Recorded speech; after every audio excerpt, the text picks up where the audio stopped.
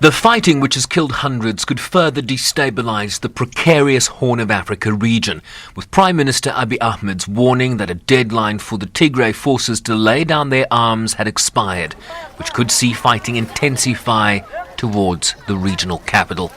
We're very concerned about the reports of high casualties among civilians and targeted attacks among civilians. As I said, part of the issue is the lack of communication with the area. We are continuing to see an outflow of people from Ethiopia, from Tigray province into Sudan. There have been more than 20,000, according to my colleagues at UNHCR, that have crossed the border. Plus, we're obviously concerned about the plight of the Eritrean refugees who are already in Ethiopia. There's almost 96,000 of them, and there were also internally displaced people in Tigray. There's a risk of this becoming a grave humanitarian crisis.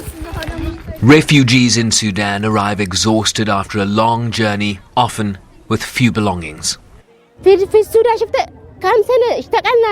We worked for so many years. We left everything and fled.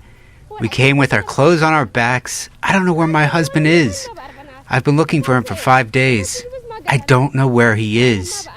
There was heavy fighting and many people died.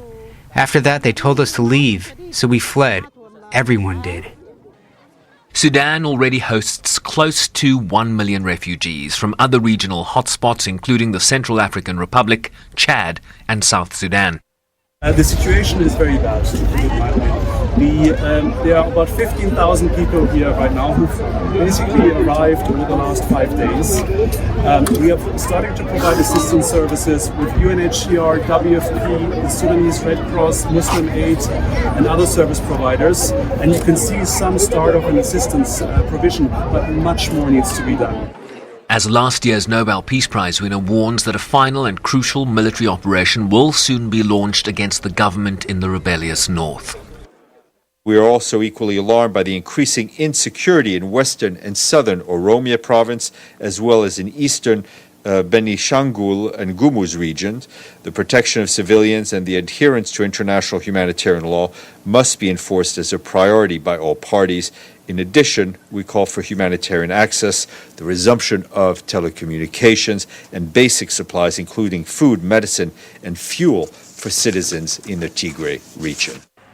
The UN, African Union, and regional countries have called for talks, but these have been largely rebuffed by the government that argues it will first restore the rule of law in Tigray. Bryce-Pease, SABC News, New York.